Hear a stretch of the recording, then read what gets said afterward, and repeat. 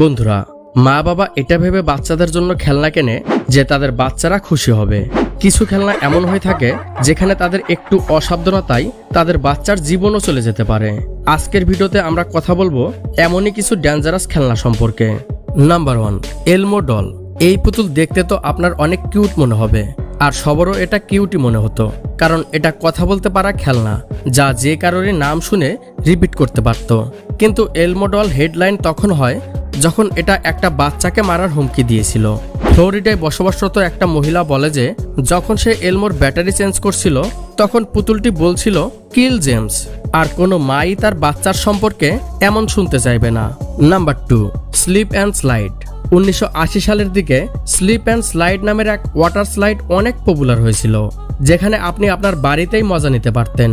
Unfortunately এই slide ততটা safe ছিল না যতটা মানুষের মনে হতো। বাচ্চাদের জন্য বানানো এই স্লাইড বড়রাও ইউজ করত, যার জন্য তাদের নেক এবং ব্যাক ইনজুরির চান্স অনেক বেশি ছিল। 1993 সালে একজন টিনেজার আর 3 জন অ্যাডাল্ট স্লাইডিং এর মাধ্যমে হওয়া একটা অ্যাক্সিডেন্টের কারণে প্যারালাইজড হয়ে গিয়েছিল। Number 3, trolls doll. এখন যে টয়ের কথা বলছি তাকে আমরা ডেঞ্জারাস তো বলতে পারবো না, কারণ এটা থেকে ফিজিক্যাল ইনজুরি তো হয় না, কিন্তু বাচ্চাদের ব্রেনে অনেক প্রভাব পড়ে। এই ডলে 2টি বাটন দেওয়া হয়েছে, যার মধ্যে একটি বাটন তার টামিতে লাগানো রয়েছে, আর ওটা প্রেস করলে ডল প্রি রেকর্ডেড মেসেজ গুনগুনায়। কিন্তু আসল প্রবলেম ছিল দ্বিতীয় বাটনে, যা ডলের প্রাইভেট পার্টে ছিল, আর সেটা প্রেস করলে ডল এমন ব্যাড সাউন্ড করত যা কিনা অ্যাজ এ প্যারেন্টস আপনি চাইবেন না যে আপনার বাচ্চা সেটা শুনুক। নাম্বার 4, ক্যাবেজ প্যাচ কিডস ডল। এই ডলের আইডিয়া আসলে তো অনেক ভালো ছিল, আপনাকে এটাকে শুধু প্যাচেস খাওয়াতে হবে আর এটা গরুর মতো চেবাবে। কিন্তু প্রথম নজরে নর্মাল দেখতে এই ডল আসলে অনেক বিপজ্জনক, কারণ যদি কেউ কোনো জিনিস তার মুখে একবার দেয় তাহলে সে থামে না, শুধু চিবাতেই থাকে। অনেক সময় তো বাচ্চাদের চুলও চিবিয়ে নেয়, আর এই জন্য অনেক বাচ্চার চুল মাথা থেকে উঠেও গেছে। নাম্বার 5, ওয়াস্টিন ম্যাজিক পিস্তল। এই গানকে দেখেই আপনি অনুমান করতে পারবেন যে যদি এমন কোনো জিনিস ছোট বাচ্চার হাতে চলে আসে তাহলে কি হতে পারে। এই গান এতটা বিপজ্জনক যে আমেরিকার অনেক জায়গায় একে ফায়ার আর্মের লিস্টে রাখা হয়েছে।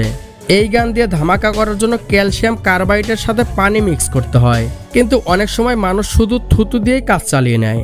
শুটিং এর সময় এক্সপ্লোশন অনেক স্ট্রং হয়ে থাকে, যার জন্য হাতও মচকে যেতে পারে। বাচ্চারা খেলতে খেলতে যদি কাউকে সত্যি শুট করে দেয় তাহলে তার রেজাল্ট কি হবে সেটার অনুমান আপনারা নিজেরাই করতে পারবেন।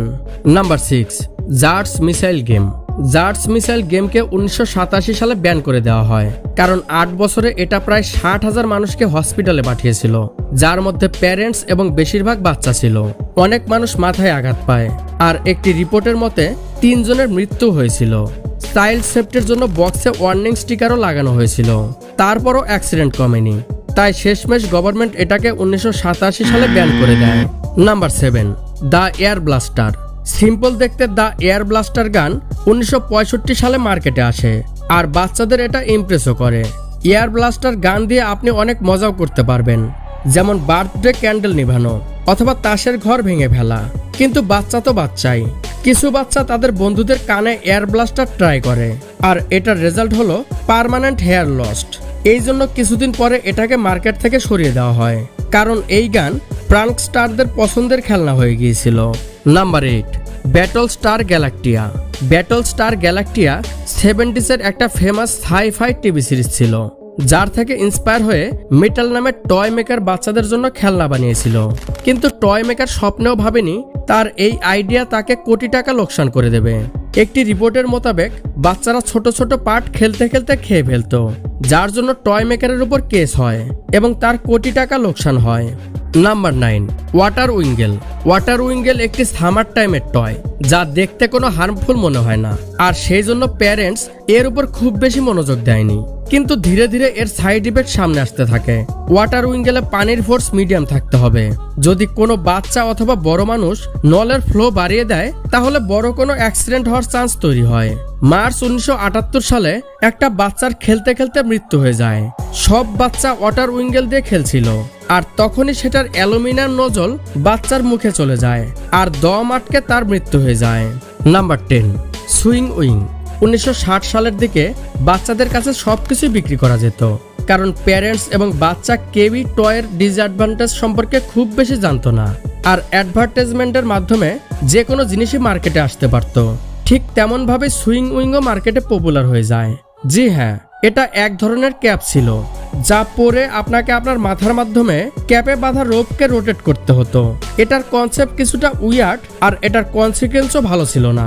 অনেক বাচ্চা সেরেব্রাল হ্যামারেজ এবং স্পাইনাল ইনজুরির শিকার হয়ে গিয়েছিল। বন্ধুরা, আপনাদের ছোটবেলার কোন খেলনা বেশি বিপজ্জনক মনে হতো কমেন্ট করে অবশ্যই বলবেন। আর ভিডিওটি ভালো লাগলে চ্যানেল সাবস্ক্রাইব করুন না করুন, ভিডিওতে একটা লাইক অবশ্যই করবেন।